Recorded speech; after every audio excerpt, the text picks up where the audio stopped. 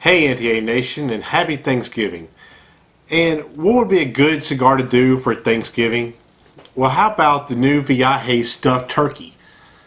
This cigar is part of the white label project that Andre is doing that bring out just different blends and different releases that might not have enough tobacco to do a full production line, or just kind of an experimental blend or whatnot.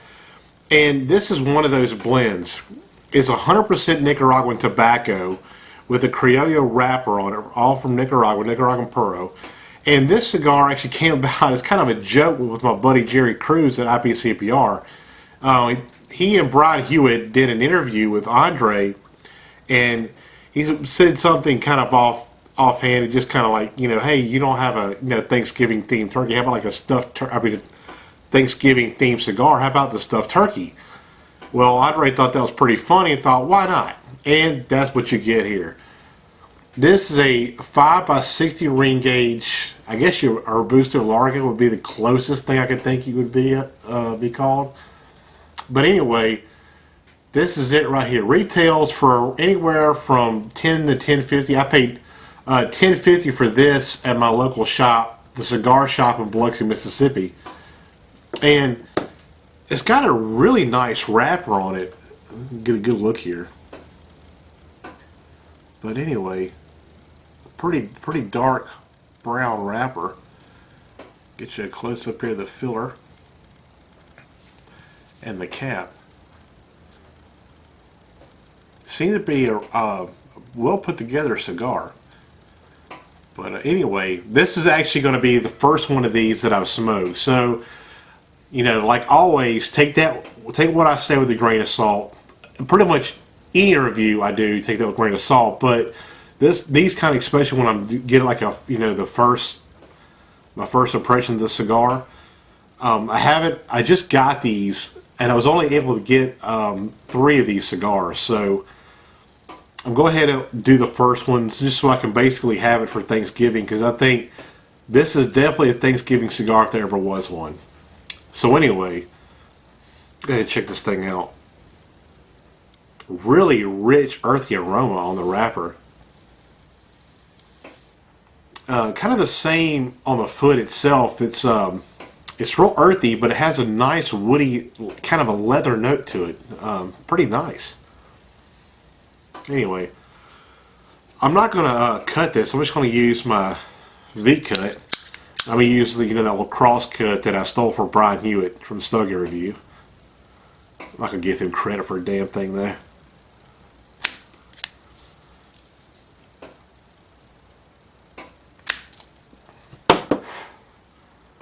Kind of a half-ass cross cut, but anyway.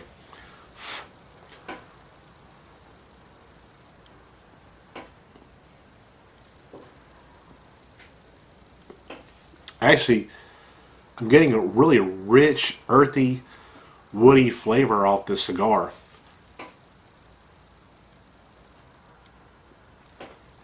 The reason that I was going to do a punch and then decided, well, I'll go ahead and do the cross V cut was because I've heard from a couple other of my blogging review buddies that these cigars tend to have a pretty loose draw. So if you do a punch or the V cut, it helps restrict the flow a little bit better, so it's not as loose.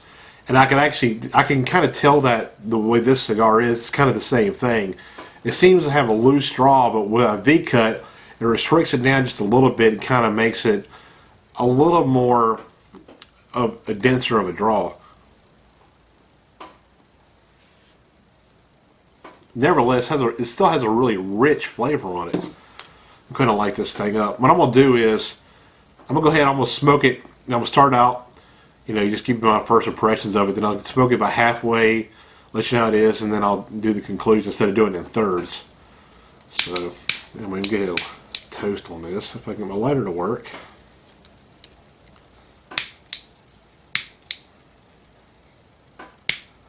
And of course, it's so cold out here right now that it's not going to work right. Wow. Well, anyway, I'll go ahead and find a lighter that freaking works, and I'll be back to let you know how it is. See you in a second. Hey everybody, I'm back. Finally got that lighter to work. I'm going to let the cigar up. Right off the bat, it has a really nice black pepper spice kick right in the beginning of the cigar. I'm also picking up, that there's a strong wood core to it with some leatheriness to it right off the bat too. There's also kind of a nice, kind of a buttery taste to it also. But anyway, it's starting out fairly good for me. A lot of smoke.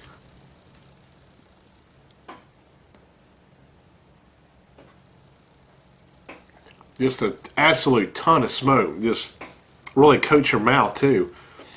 Anyway, I'm going to go ahead and go smoke this to about the halfway point, and I'll be back to let you know how it is. See you in a second. Hey everybody, I'm back. About at the halfway point now. And the burn is not the best, but the note of the cigar is kind of the same from the beginning. The spice has really died down, and the butteriness has also kind of died down too. Now, what I'm mainly getting is wood and leather. Pretty much through the whole cigar, that's what I've been getting. It's kind of pretty straightforward, but I actually kind of enjoy the flavors of this cigar. So far, to me, this is the best of the white label projects that I've had, and I've had them all. But to me, this one is going pretty well. Smoke is, like I said, there's tons of smoke on the cigar, which is something I really like in any cigar. I love getting just volumes of smoke. But nonetheless, it's going pretty good.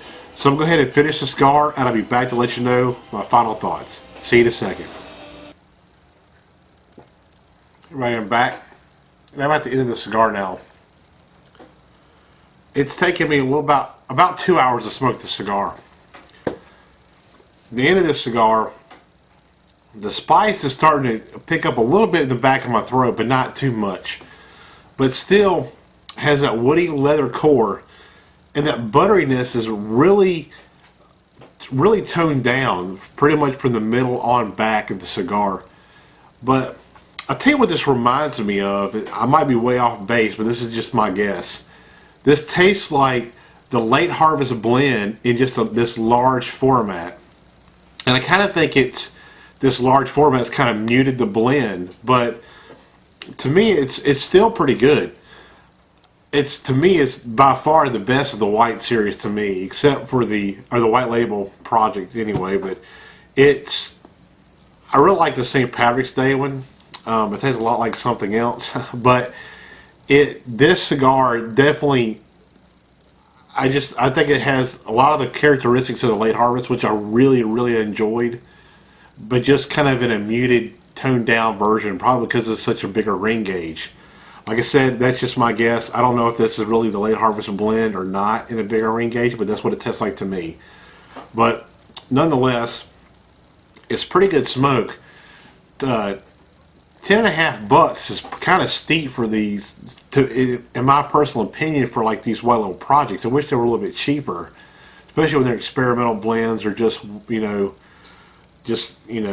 one-off blends or whatnot. But anyway, I thought it was an enjoyable smoke. Maybe a little bit too expensive for what it is, but I think it's a solid effort. It's not the best of Viaje line, but it's also nowhere near the worst. So definitely think you can check this out. I think it's a pretty good smoke, especially as a Thanksgiving theme. Stuffed turkey. It tastes pretty good to me. So anyway, check these out. I think you can still probably find these online in a few places. I know my shop only has about half of one bundle left, and my other two local stores, Havana Port in Covington, Louisiana, and Crescent City Cigars in the French Quarter, New Orleans. They get these. I don't know if they have any left or not, but you could call them and try them out too, see if they have them. Also, you can call Mark Just at Tower Cigars, another great cigar shop. Mark is a great guy. He probably has these too. Give him a call and see if you can snag a couple of these to try out. And on that note, remember, nothing beats a nice tight ash.